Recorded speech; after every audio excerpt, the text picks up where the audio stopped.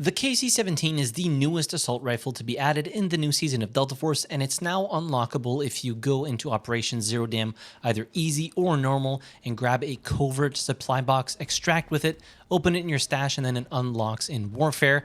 People have been saying that it doesn't actually unlock the weapon for operations, like you can't craft it or you can't buy it or something like that, but I don't really play operations, so I didn't really look into it all that much, but I made a video on how to go and where you need to go to get that covert supply crate that gives you the skin and the weapon. So I've been playing with the KC17 pretty extensively since I unlocked it, and I think I cooked up a pretty decent build for this weapon. So let's get right into it. Starting off with a blank slate here, we just look at the details real quick. You can see we're doing 24 damage up to 25 meters, and all the stats are close-ish to 50. And if we just look at the recoil pattern here, so it kind of deviates a little bit to the right and to the left, but the most notable one here is at the beginning of the firing pattern, and then it just keeps going up and slightly to the right, but we're going to try and correct a little bit of that. It does kick quite a bit. So let's start off by changing the barrel. I went with the longsword barrel. Now, the reason I'm not doing a close range build for this weapon is it theoretically has one of the worst time to kills in CQB for all support weapons combined, excluding the KC17, which is slightly slower. But yeah, it's really not a weapon that you're going to want to be using at super close range engagements. You're going to be outclassed by pretty much everything else. So I figured I'd do something a little bit longer range. So this gives us plus 4 meters in range, extra control, extra stability, loss of handling, accuracy. Accuracy, not going to focus too much on that, but we will recuperate some of that handling that we lost. For the muzzle device, so I tried a few different ones here. Actually, I tried quite a bit. I ended up landing on the titanium contest muzzle brake. It just felt a lot better to control it with this. I had tried like the Bastion horizontal compensator, the Sandstorm vertical compensator, the Whisper tactical suppressor. And yeah, the weapon just felt better to shoot with the titanium contest muzzle brake. So equip that.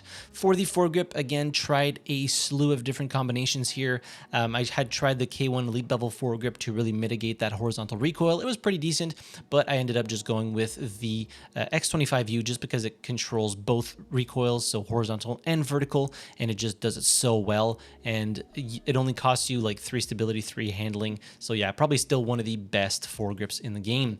For the mag, now we have multiple options here: the 45 rounder, 75 round drum mag, and then the 30 round polymer mag.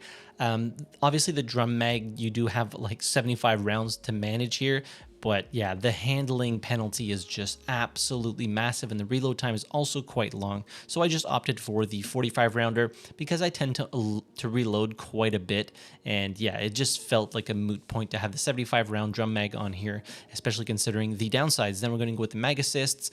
For the rear grip, tried a few, ended up just going with the AR heavy tower grip and then going with the balanced grip base to get a little bit of handling back, accuracy, and plus across the board. For the stock, we're going to go with the classic here, so the skeleton sniper stock, which is right here because it gives us a nice boost in handling and a nice boost in stability at the cost of accuracy. Again, not the focus of this build, and a slight cost in control. For the optic here, went just with a simple RDS, so mini red dot sight for this, and then all 3 of these patches we're going with DD Python handguard panels to boost up the handling slightly, so it's just snappier to ADS, so we're going to equip that. And then finally for the right rail, any laser is fine here just to get that boost in ADS speed, so I just went with the green one for this specific build. So going into the calibration here, for the barrel we're going to go with plus 50 and plus 10 millimeters. It's always nice to get that extra muzzle velocity and the extra firing stability. For the foregrip, we're actually going to go with -2 slots and -20 millimeters to get extra ADS movement speed and extra ADS speed. For the rear grip, we're going with -50 grams to get extra aiming stability while breathing, and plus 20 millimeters to get extra stability when moving. For the stock, we're going to go with -50 grams and -2 slots to get extra ADS movement speed and extra aiming stability while breathing. And finally, for the optic, -20 millimeters and eye relief to get that sight closer to your pupil. So looking at the details pane here, so we can see I did quite a bit of bumping up in the control, so we're getting plus 24, and you can see that the recoil pattern is still quite substantial. You will need to pull down quite a bit on your mouse to control this thing. If we look at the handling here, so we can see it's at 440 milliseconds. It's not the greatest ADS time, but you have to take into consideration that the laser, when it's on, gives you 50 milliseconds faster ADS speed, so that brings it down to 390 milliseconds. I had tried it with something a little bit snappier, but yeah, it just felt really bad to control at those longer ranges at which you would want to use this weapon. The stability +9, so you're getting extra firing stability with the lens, and it's going to be a little bit easier to control when you're holding your breath. And finally, the accuracy, not the main focus of this build, so it's not that great. So in order to use this KC17 build, you will need to level it up to 63, at which point you unlock the Titanium Contest Muzzle Brake. Now, despite the KC17 being in the assault rifle class, it's only available to supports, by the way. It has the damage model of an SMG. Now, I have absolutely no clue why they chose to do this. Maybe the KC17 was supposed to be an SMG at first, and then they said, well, you know what, we should give the support class an extra AR to play with, and then they just put it there because it's doing 24 damage to the thorax, 24 damage to the stomach, 21 damage to the limbs, and 30 damage to the head. So that's like a 1.2x damage multiplier for the head, which is very, very odd for an AR. So as I said, it functions a lot more like an SMG. And with this build, I felt I was doing pretty decent, but I think the KC17 needs some sort of a buff because, as I said earlier in the video, it is theoretically one of the worst TTK weapons for the support class, only being slightly better than the KC74. And when launching new weapons like this, I feel like you kind of need to make them, I don't know, a little bit, maybe a little slightly bit overpowered, and then tuned them down a little bit, as opposed to just releasing a weapon that's kind of mediocre and that's being outclassed by all the other weapons. So it was kind of difficult for me to make a build for the KC17 because, again, it's just getting outclassed by so many other weapons. And honestly, SMGs and Delta Force are like so powerful. So yeah, the KC17 kind of sits in this weird middle ground between an AR and an SMG. I would like to see it do more damage or keep that consistent damage at longer ranges. Then it could be considered a lot more an AR as opposed to the SMGs. But right now, even if you max out the range at which you would be able to with the attachments, you'd be doing 24 damage up to 32 meters with the silent suppressor with this specific barrel combo. So it's again, you could probably push some of the SMGs up to that same max damage range. So yeah, KC17, I did have a lot of fun with it, with this specific build.